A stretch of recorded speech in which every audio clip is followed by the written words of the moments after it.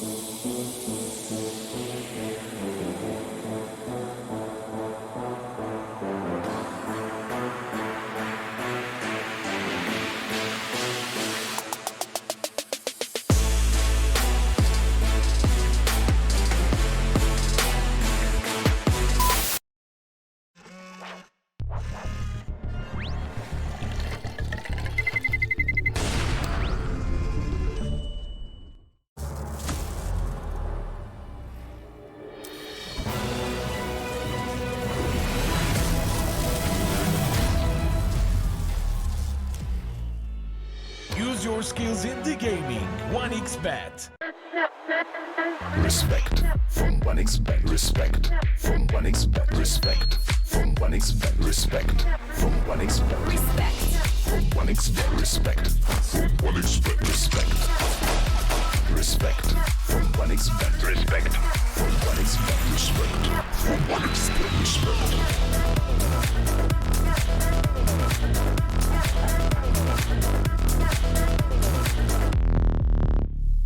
Hello, son. Hi, Mom.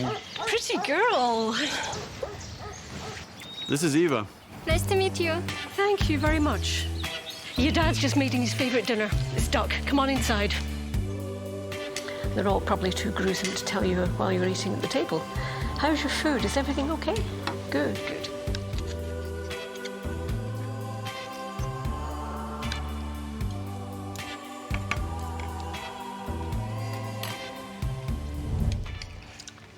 You seem to know each other.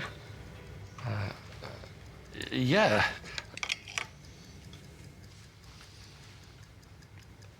This is the new ambassador for 1xBet.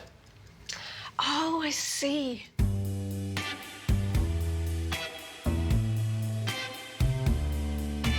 Everyone felt good when Eva Elfie became the new ambassador of 1xBet.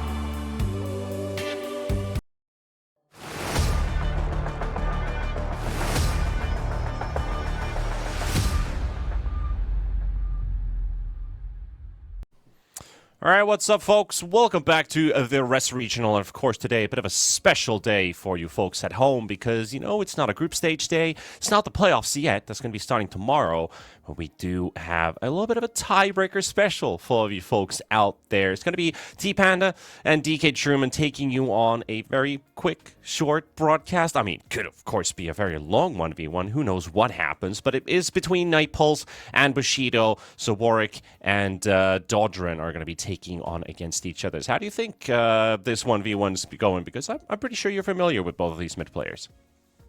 Oh yeah, definitely. I've seen them plenty of times. A full-on 1v1 mid, that's really hard to predict, especially considering what kind of heroes they could be playing with. Yeah, honestly, this is a coin toss because I think Dodrin is pretty much the best player on the Bushido roster, and taking on Warwick, which, granted, Warwick is not easy in the slightest. But when you've got the lineups of V-Tune and Kami, aka Dream, with you, then you don't necessarily have to do all the heavy lifting normally. So you have one, pretty much the star player versus the other team's solid mid coming up. Yeah, pretty much sums it up. You've got two consistent mid players, however. Which one is the more consistent one coming into this 1v1 mid only? It's going to decide quite a lot because for Bushido, you know, a win in this entire tournament might put them into the LAN itself, though they don't have any points to go off with, unlike Night Pulse, who already has a bit of a point bank under their belts. They cannot afford to lose this one. They will lose their LAN spot, their possibilities of getting into Serbia to play for that big prize pool if they drop this 1v1. So quite a lot is actually lying on that. And as you can see, we do have our 1v1. This is literally just one game, so every second counts. It's a puck versus puck mid. A quick recap on the rules as well for all of you folks who are maybe unfamiliar with this system. We have basically 7 heroes, where 3 were both chosen to ban by each player. The leftover hero, it was Puck. 2 hero kills or tier 1 tower destroyed. That's the main goal here. Raindrops allowed, sentries allowed, smokes are allowed. No time limit. Also blocking the first creep wave, well, obviously with abilities. In this case, Puck doesn't really have any blocking abilities, so that is completely fine. You may block, that's no problem. And, you know, let the best mid player win. Yeah, I'm looking forward to seeing what they can do here. I was a bit surprised that they both did not go for the illusory orb facet. I was thinking maybe in a 1v1 mid puck v puck scenario that could be the facet difference might be crucial there. Yeah. Yeah, that's something to look at. I guess if you want to get that last right click in, it is a mid-range hero, the waning rift system, to get that hero closer, and maybe that hurts or helps in some way. It's going to be a lot of dodging though, because you have orbs to dodge right clicks and abilities. You have your jaunt, you have your waning rifts. There's going to be a lot of cool things when it comes to puck versus puck mid. But I do agree with you. We're talking in the pre-studio. We wished it was Pudge. Yeah, I always want to have a Pudge 1v1 mid. Obviously, puck's also interesting, but a lot of it is going to come down to timing, especially the silence. At one point, it's going to be who hits the silence will probably get the kill on the opposing puck. And unless you dodge it, but I would assume they're going to go a little bit more aggressive in their approach. Look at a bit of these puck stats between the two players. Warwick actually has the majority of puck games officially. So Dodrin would be at 25 games, 60%, while Warwick would have 54 games and 64.8%. So slightly, you could say, the matchup favors Warwick. But I would say Dodrin, in a way, has proven to be a bit more consistent here and there. Obviously, some more star power on this Radiant side puck compared to Warwick, who has obviously, I'm not giving any negative slights. This guy has been exceptionally good every single tournament Nightpulse has been playing here with Relog. Yeah, it's a team that I initially didn't expect to be in this position, but that might also just be my You're not the only one.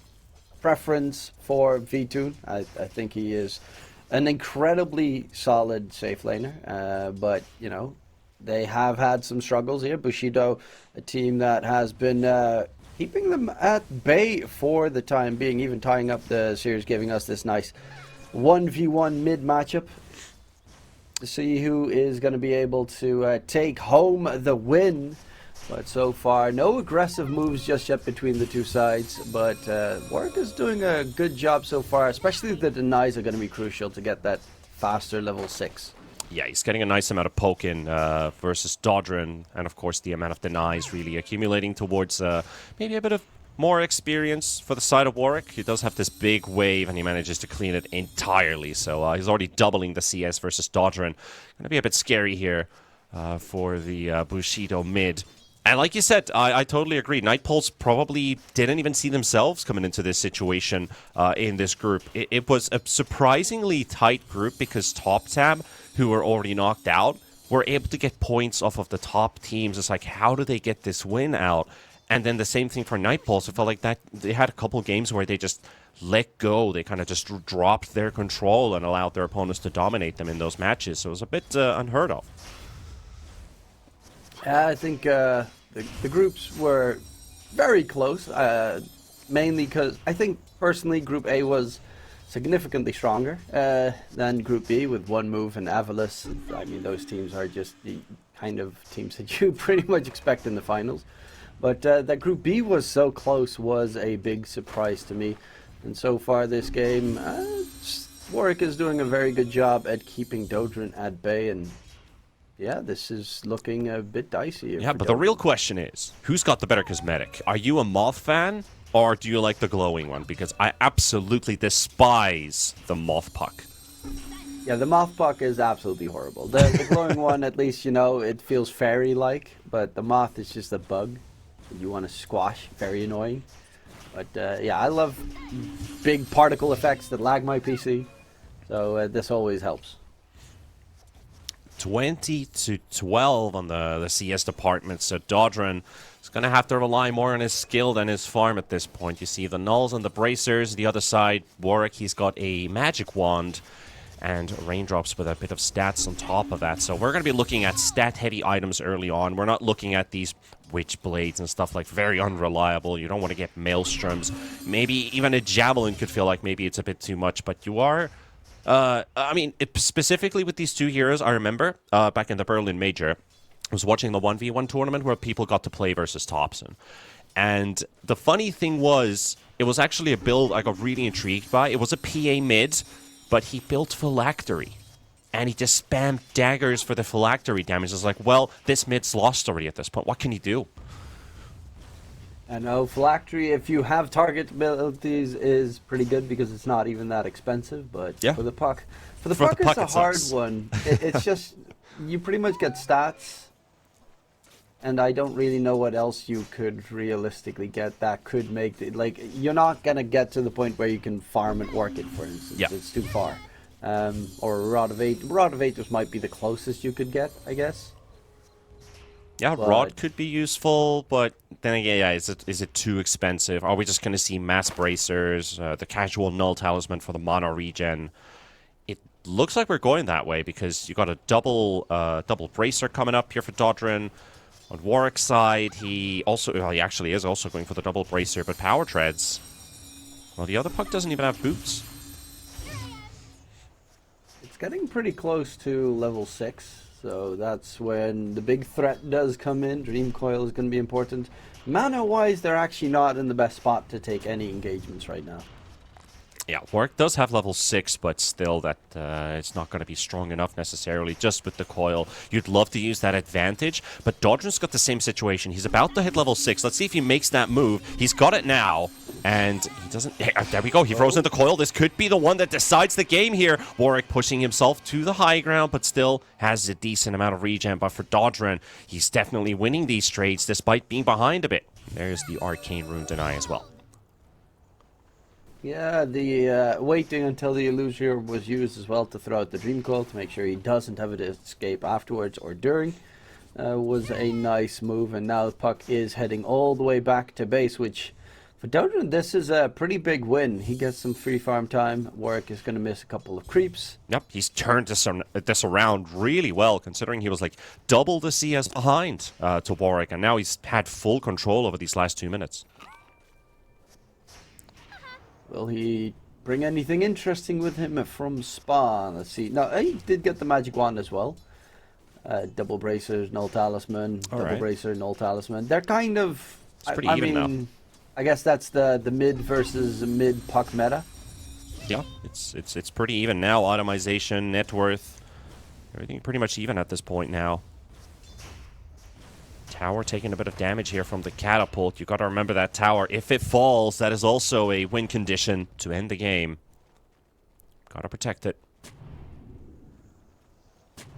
There's quite a little bit that you have to be careful of. Luckily enough, Puck is not a hero that can push fast. Another Dream Coil throw, but the other Warwick Puck also has his Dream Coil available again, so... Yeah, damage-wise, a Puck v Puck, because you can dodge so much damage as well, there is just so little damage to burst out. This is probably one of the longer 1v1s that you can have.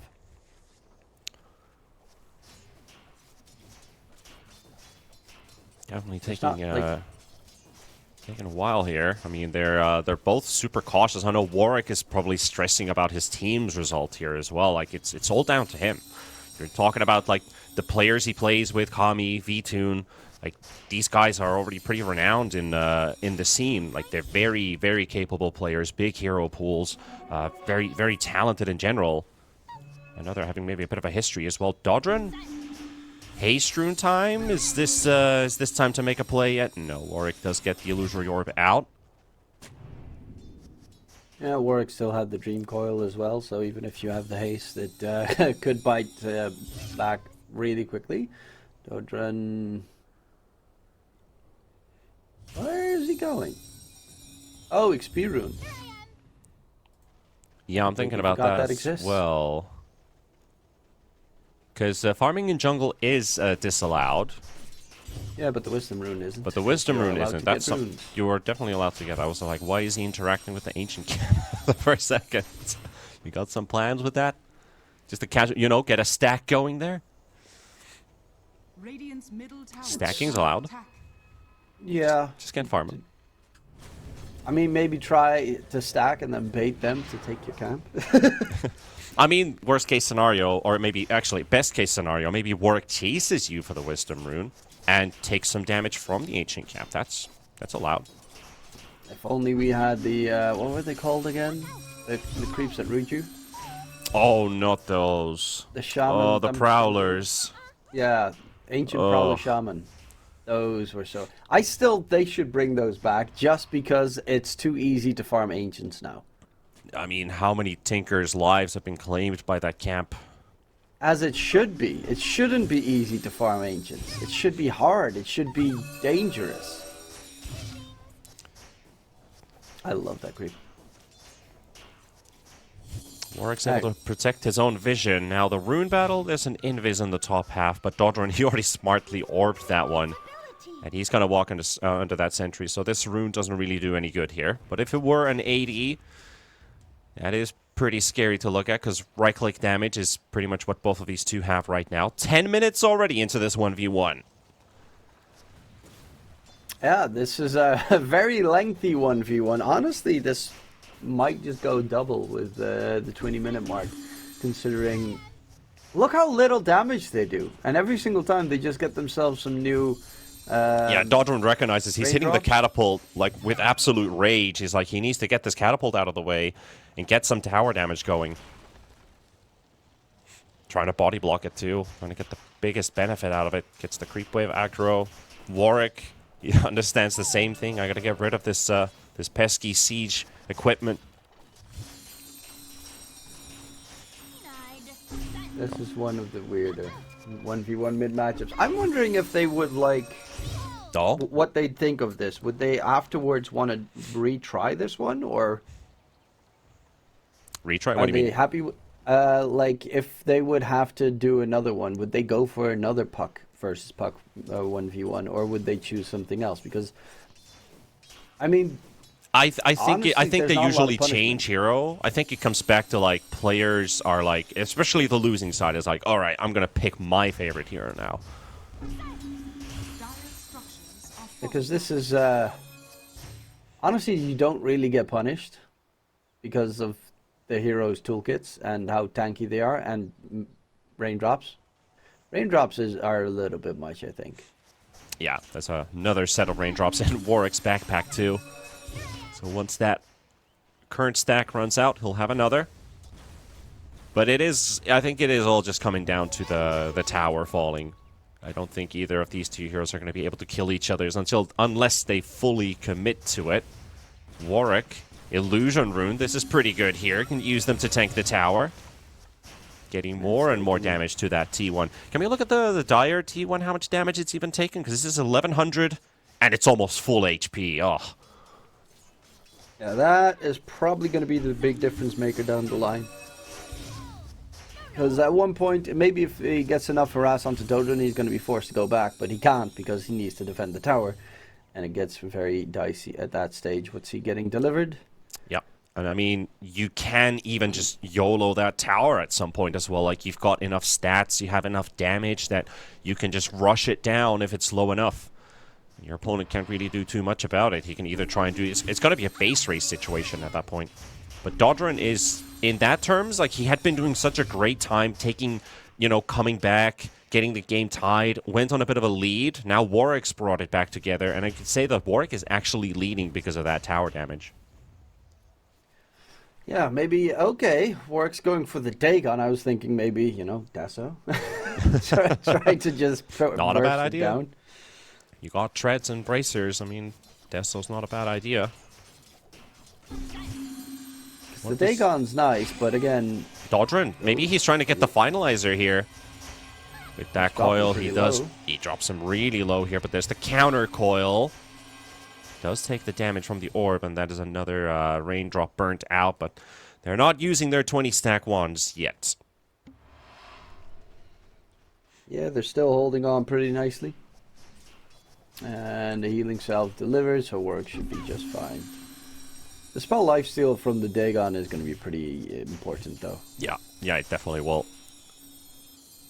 And that's a regen. Even more. Yeah, Puck would have, you know, Puck would have loved that one, but the other Puck Yes, gets it. indeed. Puck would have loved it.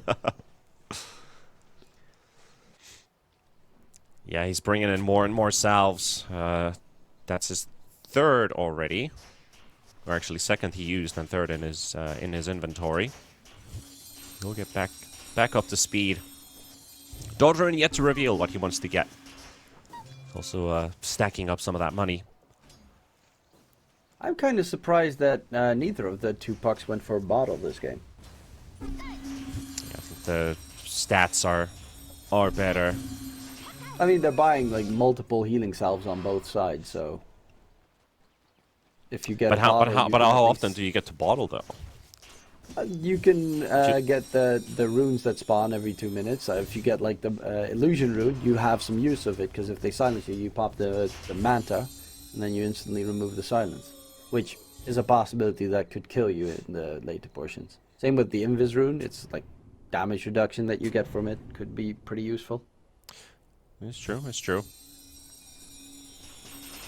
One thing I'm a bit worried about is like if a player leaves to pick up the bounty or the wisdom again, that's just going to be free tower damage. I don't think Dodrin can afford it. Warwick might have the freedom to be able to do that, but Dodrin, I don't think he can leave this tower anymore. Yeah, especially he always has to make sure that at least the catapult's dead. Immediate counter warding. Good read on that. Does reveal the ward though for Warwick.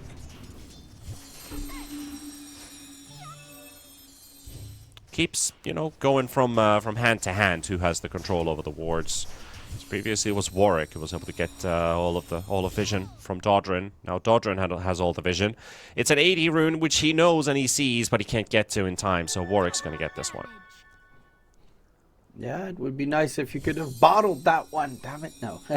He's going Meteor Hammer on Warwick. Okay, yeah, that makes a lot of sense going for the That's a good one. 1v1 tower take.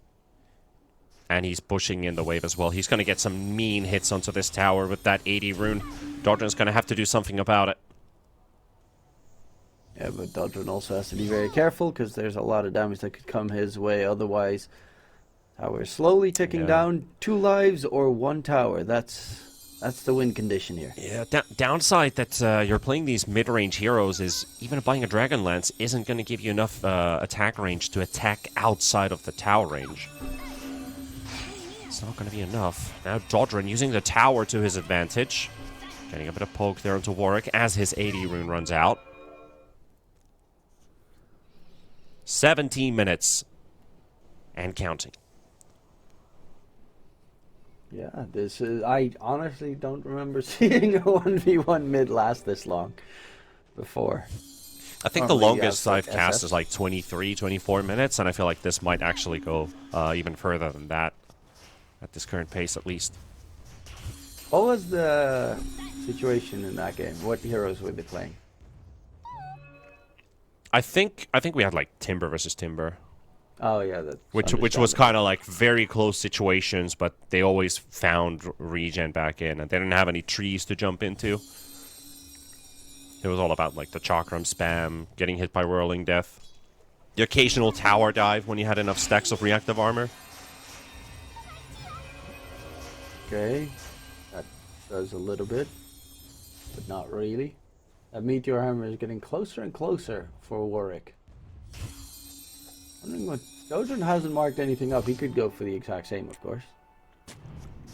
He could. It's like he's waiting on information. Like, what is his opponent buying here? But Dodrin, close to getting the first kill going here. Just needs a bit more, but Warwick's able to get out just in time. Close call once again. 1 kill will not do it. You'll need 2. But that was already a close call. Now Dodrin gets to push the wave, and Warwick is low. He's still got that big stick that he just pops right now. And Dodrin, who's yet to been able to deal any tower damage properly. It's like the last time he hit this tower was like over 10 minutes ago. Yeah, he still has a lot of damage to go, and that's because Warwick is constantly shoving out the wave as much as possible, spamming the illusory orb and cutting it so that there are no creeps available. And Dodrin now doing the exact same, but Warwick is going to be forced all the way back. No Dagon. creeps in the lane. So Dagon versus Hammer. Warwick going all the way back home. And he's just 600 gold short from picking up the Meteor Hammer. Has picked up a Kaya as well. So that's going to help him here a bit in terms of the damage output, the mono region and everything. Dodrin might get blindsided by that Meteor Hammer coming soon. But same with Warwick. One good catch with the Dagon could take him down. Of course, needs to make sure that he always has those raindrops available. Oh, he's got the Dagon ready now as well. So this is going to be pretty important here. It's really the two different strats. One's going for the finish, and the other for the tower. The other one's going for the kills. With the Dagon, he'll be able to heal up nicely anyway. Yep. Yeah, there. Blows it up. Yep, and in general, all of his spells now giving that spell lifesteal. And of course, hey, that's another regen for the same guy. So even better. And now with the coil on cooldown for Warwick, it's got this 1 minute of, well, we'll just have to survive for now. Dodron has the keys. And Meteor is going to be big, especially now that the catapults are there. Denying creeps, he's changing his strat here. He's trying to bully a Warwick all the way back and force him to go back to base, but with the Meteor Hammer Warwick, will he be able to get it done? It's like Warwick he's casting his ability so early on, and he's trying to nuke the wave. That gives Dodron the opportunity to deny the wave and then burst the enemy wave after Warwick. Bit of a wraparound Meteor Hammer time. Uh-oh. This is going to be very bad here for Dodron. Now that he realizes that this is going to be like three casts of the hammer, and it's done. And now they're fighting in the jungle here, trying to get the first kill going. The coil will snap. Dodron might just be able to get this one. The orb on orb. Who goes where? And Warwick stays. Goes for the teleport all the way back to the fountain. Dodron doesn't know if he's left or if he's still around. He's so paranoid right now. This is really rough. There's like no backdoor protection or anything. Warwick can just creep up. He's smoked as well. He has 2 extra smokes. He can creep up from any angle, but now he needs to be a little bit careful of his own tower.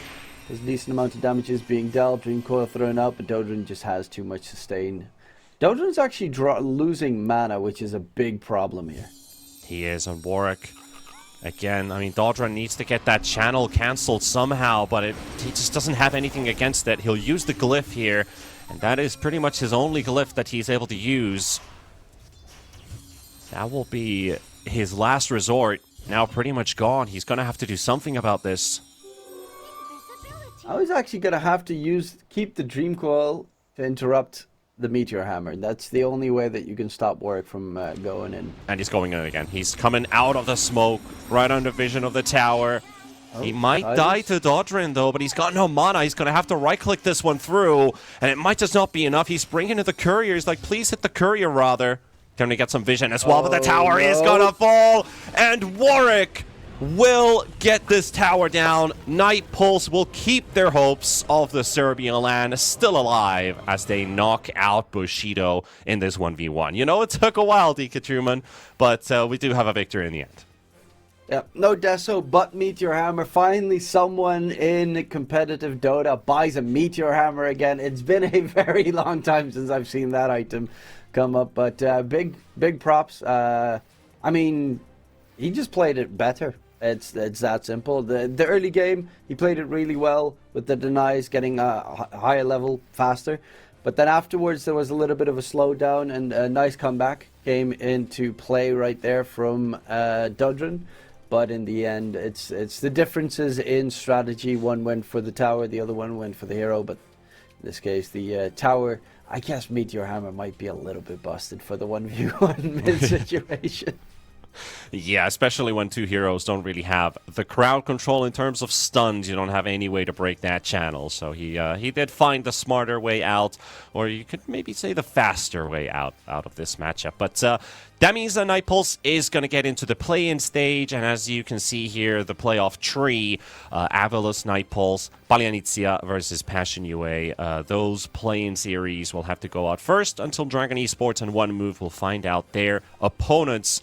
And as mentioned, there are 3 or 4 teams who are still chasing for the spot to join Dandelions from the European region to the Serbia LAN. Those are Avalus, Night Pulse, Paljanitsia, and even Dragon Esports Club, and even One Move. So basically any of these teams, if they win, but the teams that I just mentioned, even a second place might be enough to qualify. Passion UA might be the wild card in the run here to ruin everybody else's hopes. Yeah, but that's what they're looking for. Passion UA, of course, has been around quite some time. I think they started more in the CSGO scene and now focused on, well, multiple esports out there.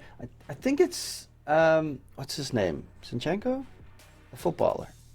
There's a Croatian, Ukrainian footballer that is partial owner of Passion UA, so that's always kind of cool.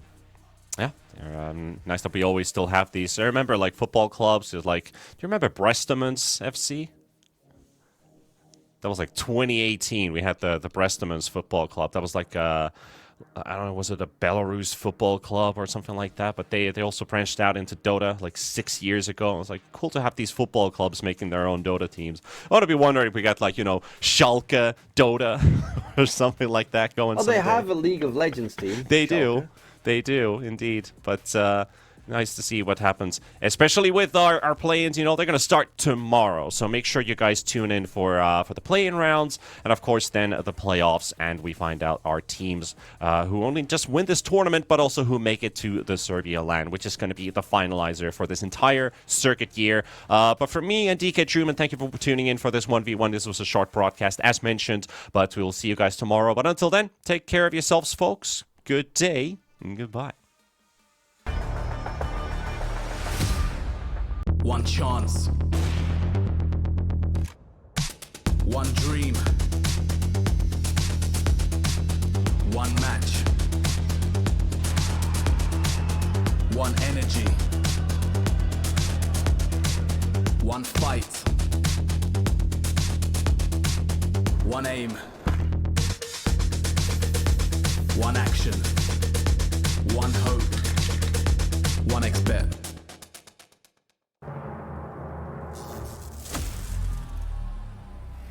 Fuck.